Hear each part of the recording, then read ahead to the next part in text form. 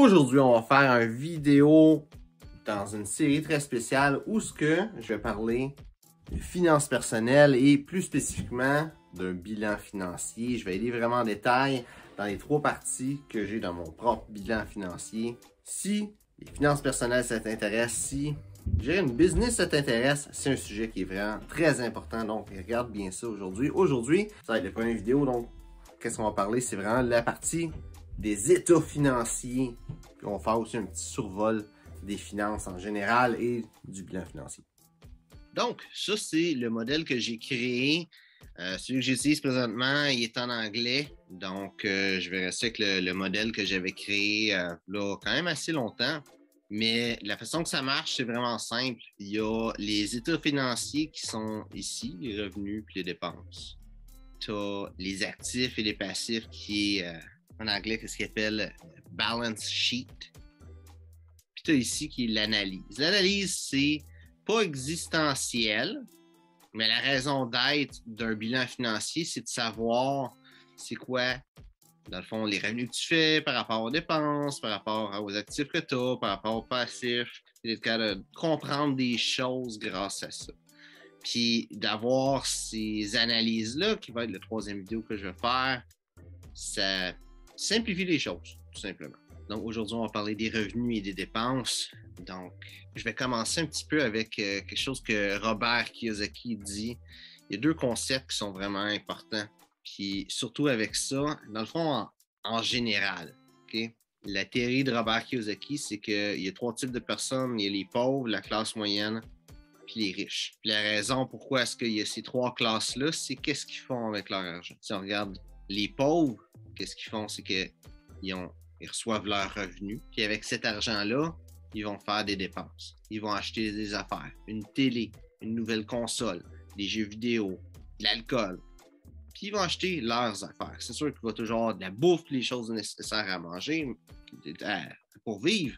Mais, règle générale, selon la théorie de Robert Kiyosaki, quelqu'un de pauvre va faire des dépenses. Quelqu'un qui va être dans la classe moyenne, lui, va recevoir ses revenus et qu'est-ce qu'il va faire avec? C'est qu'il va aller acheter des passifs. Il va créer des dettes pour avoir plus de choses.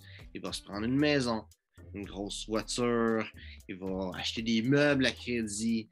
Puis, dans le fond, sa vie va être créée grâce à des crédits qui va faire en sorte qu'il peut avoir des plus belles choses que qu'est-ce qu'il peut se permettre, mais tout son revenu va aller à payer ses dettes. Ou c'est pas tout son revenu parce qu'il faut quand même qu'il achète de la bouffe. Là. Une partie quand même importante de son revenu va aller à payer ses dettes. Et une personne riche, qu'est-ce qu'il va faire avec ses revenus? C'est qu'il va aller acheter des actifs. Et en retour, ces actifs-là vont aller ramener plus de revenus. Puis ils vont racheter plus d'actifs avec ça pour au final faire un cycle qu'il y a plus de choses qui rapportent d'argent. Donc, ça crée un cercle vertueux, en réalité, où il se fait de plus en plus d'argent et qui achète de plus en plus de choses qui fait de l'argent. Ça, c'est un petit peu l'effet des intérêts cumulés. Puis, les intérêts cumulés, ça marche avec les intérêts. Puis, je vais t'en revenir un peu plus loin là-dessus, là. Mais le plus que tu as d'argent que tu as investi dans quelque chose, le plus que tu vas avoir de l'argent qui va te revenir là-dessus. Ça, c'est la première chose que je voulais parler. Puis l'autre concept, je vais parler des revenus, un petit peu de la catégorie des revenus, puis je vais arriver avec ça. Donc, il y a 3 types de revenus dedans mon bilan financier. Puis moi, je suggère qu'il y ait ces 3 types de revenus-là. Ça peut être classé vraiment différemment. Moi, je l'ai créé comme ça. Ça ressemble beaucoup au modèle de Robert Kiyosaki, encore, ce bilan financier-là. J'ai juste fait mes propres adaptations. Les analyses, c'est moi qui les ai faites. Je pense qu'il y avait déjà des analyses qui étaient différentes. Il y a des choses qui sont prises vraiment directement de son type de bilan financier, mais il y en a beaucoup qui viennent de moi. Et tu peux avoir des bilans financiers différents. C'est pas grave. Au final, l'outil, c'est pas tant important que de l'utiliser. Mais de la façon que c'est fait, il y a beaucoup de concepts qui peuvent être bien expliqués. Donc, le premier type de revenu que tu peux avoir, c'est l'emploi. Puis, j'ai pas vraiment besoin d'expliquer c'est quoi un emploi, tout le monde sait c'est quoi. Mais tous les revenus d'emploi vont être là-dedans. Si tu as un bonus avec le job, ça va être là-dedans. Si tu as tes payes de vacances, ça va être l'argent. Tout l'argent que tu reçois, dans le fond, de la place où tu travailles, comme salaire ou comme bonus, va être dans l'emploi. Retour d'impôt, retour de taxes, ça aussi, ça s'explique très bien. C'est que avec ton emploi, tu payes des impôts. Bien, si tu as un retour d'impôt, tu mets ça là-dedans.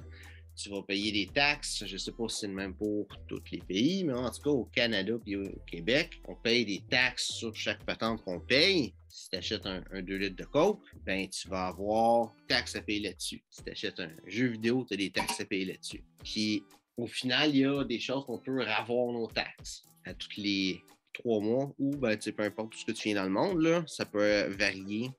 Mais tu peux recevoir un retour de taxes comme ça. Ça aussi, ça compte dans les retours d'impôts-taxes. Techniquement, retour d'impôt, c'est directement relié à l'emploi. C'est juste que j'ai mis les deux ensemble. Mais c'est pas tout à fait un revenu passif où je vais revenir aux deux autres revenus.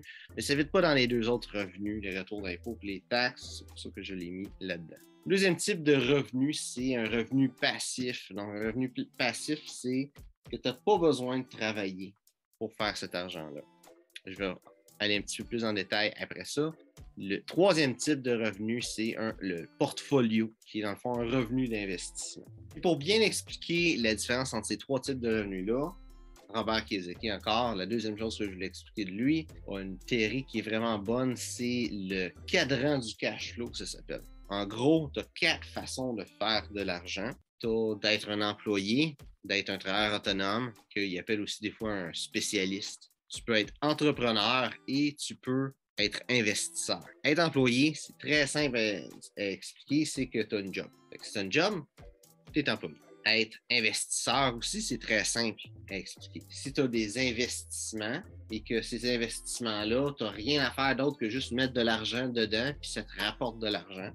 Peut-être que tu peux avoir besoin de le vendre à la limite, là, mais tu sais que tu n'as pas besoin d'aller te présenter à quelque part, cogner à des portes, vendre de quoi, passer un balai à quelque part, tout ça. Si tu as de quoi à faire, physique, ou que physiquement, il faut que tu sois à quelque part pour le faire, c'est pas un investissement. Je pense que c'est assez simple, c'est quoi un investissement, mais où est-ce que c'est le plus ambigu, je trouve, c'est qu'est-ce qui est travailleur autonome et entrepreneur. Il y a beaucoup de monde qui vont se voir comme entrepreneur quand en réalité, ils sont travailleurs autonomes. Puis la distinction est vraiment très, très, très simple entre un travailleur autonome et un entrepreneur. C'est l'entrepreneur, il n'a pas besoin de rien faire. C'est la même chose qu'un investissement. La différence entre un investissement et une entreprise, c'est que l'investissement, c'est des chiffres, c'est de l'argent que tu mets, puis ça marche. L'argent marche d'elle-même. Si tu mets de l'argent dans la bourse, ben, tu vas faire de l'argent avec ton argent. Si tu achètes de la crypto-monnaie, ben, quand tu revends ta crypto-monnaie, tu te fais de l'argent, mais ça, c'est un investissement. Si tu as un appartement, puis des fois, il faut que tu engages du monde pour faire des rénovations, il faut qu'il y ait ici qui se passe, ça qui se passe, mais tout ce que tu fais au final, c'est d'aller chercher ton chèque, ben, ça, c'est une entreprise. C'est un revenu d'entreprise. C'est pour ça qu'il est immobilier dans revenu passif et non dans portfolio. Si tu as un dépanneur avec 5 employés, que toi, tu ne vas jamais là, à part pour peut-être faire un petit peu de comptabilité, voir si tout le monde va bien, ce genre d'affaires-là. Tout ce que tu fais, c'est de quoi de vraiment superficiel. Ça, qu'est-ce que tu as? C'est une entreprise. Si tu travailles dans ton entreprise, mais que tu pourrais du jour au lendemain partir, puis il n'y a rien qui changerait, parce que peut-être que tu as une entreprise que tu veux juste avoir du fun, que tu aimes ce que tu fais, que tu continues de rester là, mais tu as une entreprise. Même si tu as plusieurs employés, si tu es vraiment au cœur de ton entreprise, que tu ne pourrais pas partir de l'entreprise et qu'elle va continuer de marcher, tu es travailleur autonome. Ou tu vas avoir une petite entreprise ou peu importe la grandeur, là, mais tu ne vas pas être entrepreneur. Donc, ce n'est pas un revenu passif. Après ça, ça va être vraiment à toi de déterminer est-ce que tu mets ça comme un revenu passif ou un revenu d'emploi, le revenu que tu fais dans cette catégorie-là, mais c'est pas. Ça va être à toi vraiment de regarder c'est quoi tes objectifs. Une chose, si tu as une entreprise et tu reçois des dividendes, ça c'est un revenu passif, c'est un revenu d'entreprise. Si tu as une entreprise et tu reçois un salaire, c'est un revenu d'emploi. Avec l'immobilier aussi, c'est un autre point que je veux mettre une petite séparation. Quand tu reçois ton loyer, c'est un revenu d'entreprise. Dans le fond, c'est un revenu passif et non un revenu d'investissement. Parce que tu tu as des choses à faire ou il y a des choses qui ont à être faites, même si ce n'est pas toi qui es fait avec ce genre de revenu-là. Par contre, si tu vends ton bloc, ben là, c'est des intérêts que tu fais, ça fait partie du portfolio. L'immobilier est vraiment dans un entre-deux avec ça. Donc, dans le revenu passif, tu as des revenus d'entreprise, revenus immobiliers et autres. J'ai mis autres parce qu'il pourrait y avoir plein de choses qui pourraient pas faire partie. J'ai pas d'exemple nécessairement, mais tu sais, si c'est un revenu passif, que c'est pas un investissement, mais que tu sais, c'est pas une entreprise non plus, c'est pas de l'immobilier non plus, tu peux le rentrer dans autre. Portfolio, c'est les revenus d'investissement. J'ai appelé ça portfolio, je sais pas pourquoi, mais c'est pour ça que j'ai décidé que ça s'appelle portfolio, mais ça peut être revenu d'investissement aussi. Donc, les intérêts, c'est quand tu achètes de quoi, il fructifie, tu le revends, c'est des intérêts. Les dividendes, quand tu as une entreprise et l'entreprise va te payer de l'argent, c'est un dividende. Donc, ces dividendes-là, c'est vraiment en fonction d'actions que tu vas avoir à la bourse. Il y a des actions qui vont payer des dividendes. Si tu as des dividendes, ben, tu mets ça dans cette catégorie-là.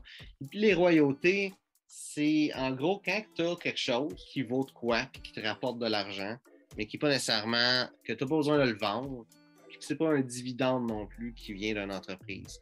Un bon exemple de ça, c'est la musique. En fait, tout ce qui est artistique en général, c'est ça qui va t'amener des royautés. Si tu es un chanteur, que tu as une chanson qui passe à la radio, tu te fais payer des royautés pour cette chanson-là. C'est une chose que tu as faite juste une fois puis qui revient encore et encore. J'ai mis ça dans le portfolio parce qu'en réalité, c'est des droits d'auteur que tu as qui fait que tu fais de l'argent et ces droits d'auteur-là pourraient être vendus comme beaucoup se vendent. De quoi de vraiment très connu, c'est que Michael Jackson avait acheté les droits pour les chansons des Beatles.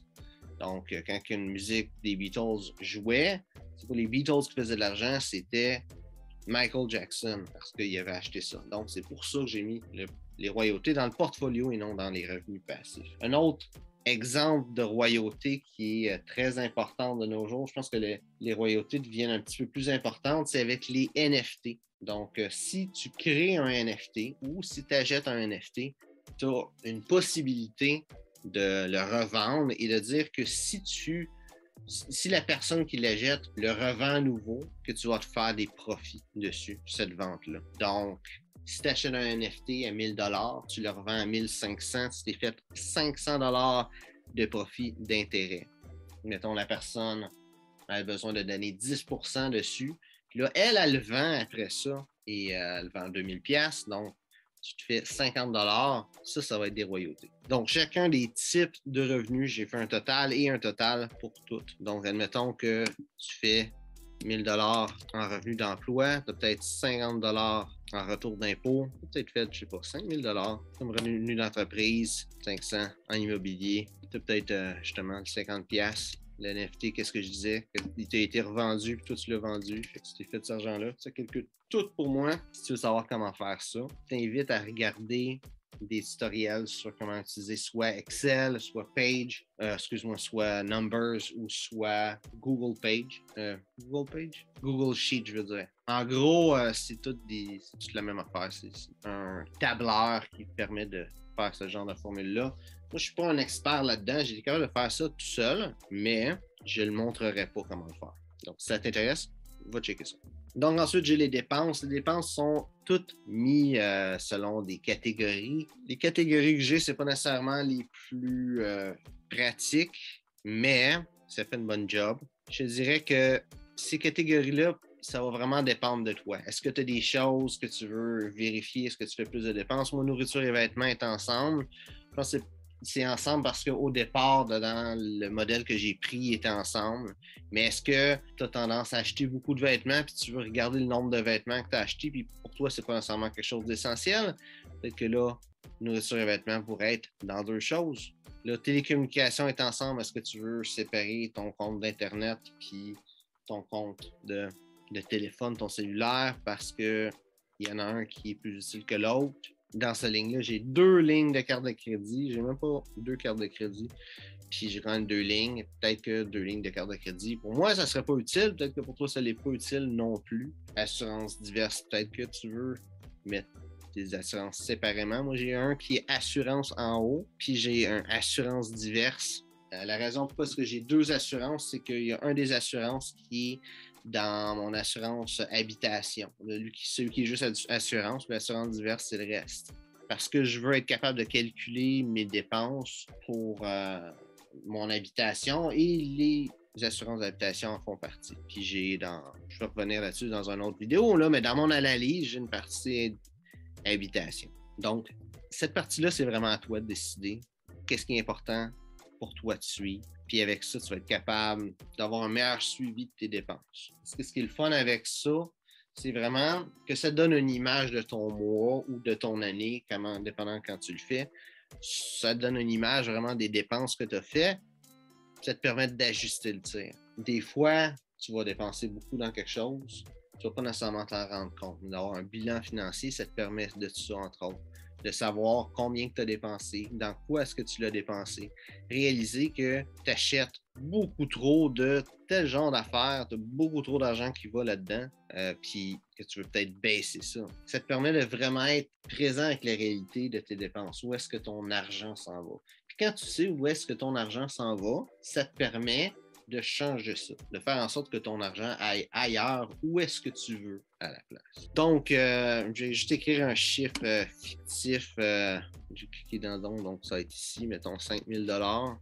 On va dire que ça, c'est toutes les dépenses, mais tu marquerais tes dépenses un petit peu partout. Moi, comment je l'ai fait, c'est que ça calcule les dépenses, ça me dit les dépenses totales. Donc là, c'est 5 000 $ et ça me donne aussi mon revenu discrétionnaire. Donc, le revenu discrétionnaire, c'est un autre concept qui est vraiment important à comprendre, c'est tout simplement l'argent que tu fais, moins tes dépenses, combien d'argent qui te reste à la fin du mois, combien d'argent qui te reste à la fin de l'année, à la fin de la semaine, à la fin de peu importe, là, combien d'argent qui te reste, ça c'est ton revenu discrétionnaire. Et en réalité, c'est ça qui est le plus important. Parce que si dans l'exemple que j'ai là, que tu te fais 7 100 $ et que ça te coûte, mettons, 7 200, bien, ton revenu discrétionnaire, c'est de moins 100 $. Donc, tu perds 100 $ par mois dans cet exemple-là. Donc, quelqu'un qui ferait 2000 $ par mois et qui en dépense 1900, en réalité, a un meilleur revenu que toi parce que il fait 100 pièces de revenus discrétionnaires puis il est en train de s'enrichir parce qu'il peut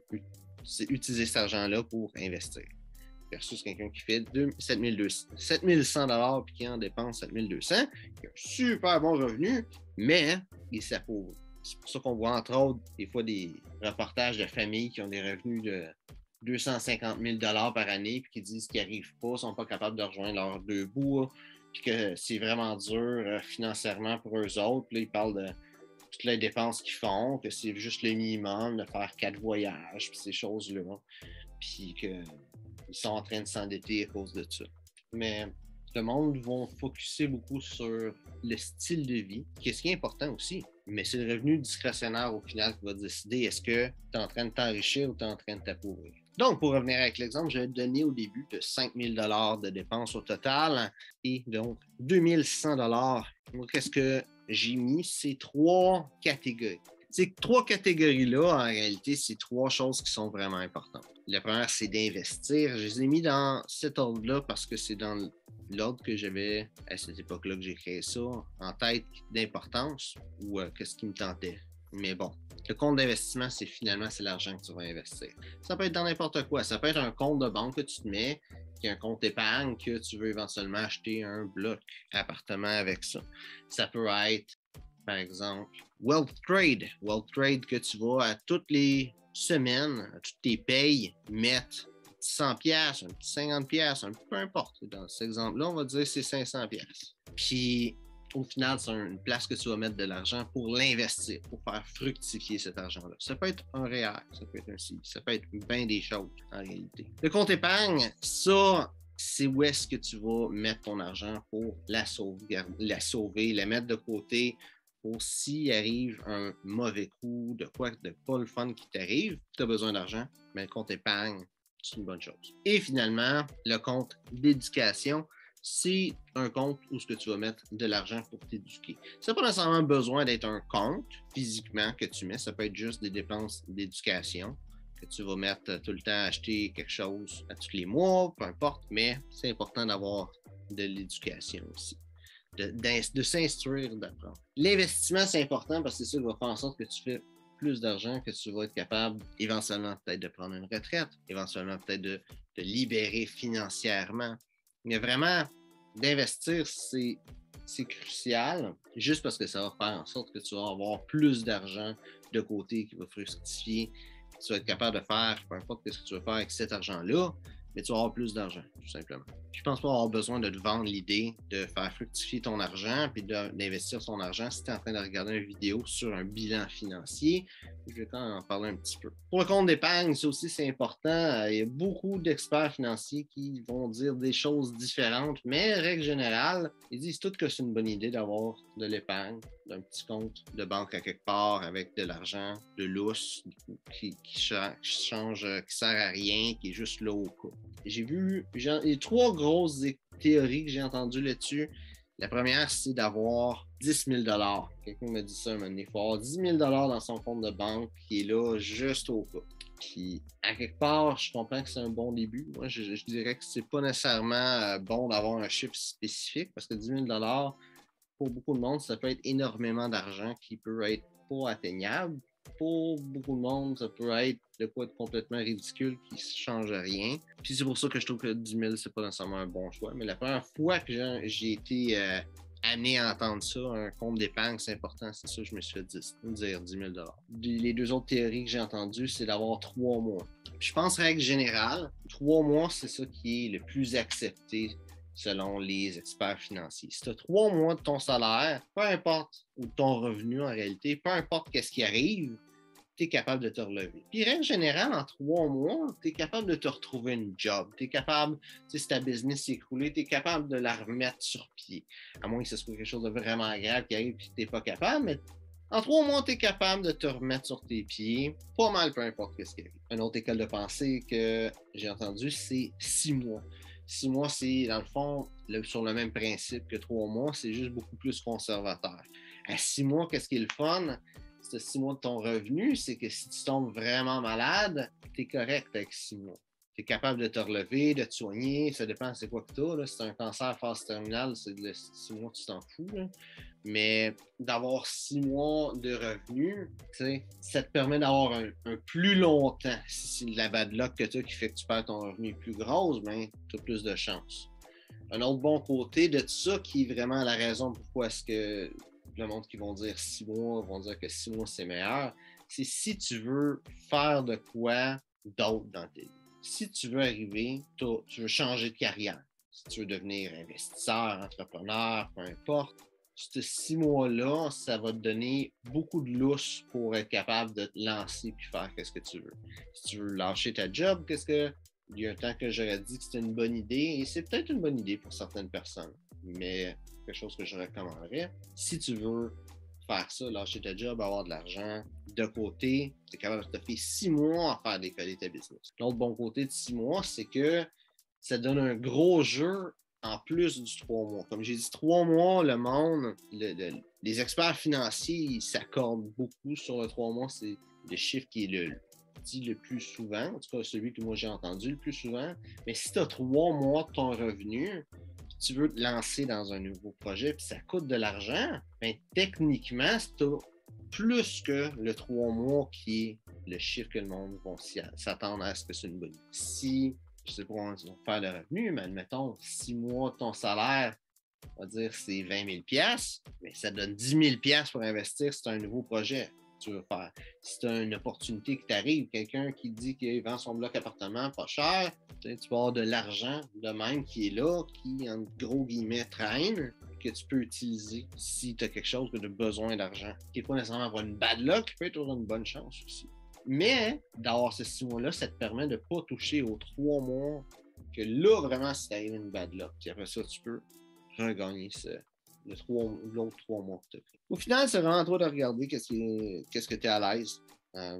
Il y a beaucoup de monde, en fait, qui vivent leur vie sans avoir de compte d'épargne. Donc, c'est pas quelque chose d'existentiel à la survie, mais c'est toujours mieux. Fait que c'est à toi de regarder c'est quoi le chiffre que tu es à l'aise et de faire tes propres conclusions avec ça. Pour le compte d'éducation, ce que je veux dire avec ça, l'éducation, c'est débile comment c'est important et que le monde ne le réalise pas vraiment. L'éducation, c'est ça qui va vraiment transformer le monde dans lequel on est présent.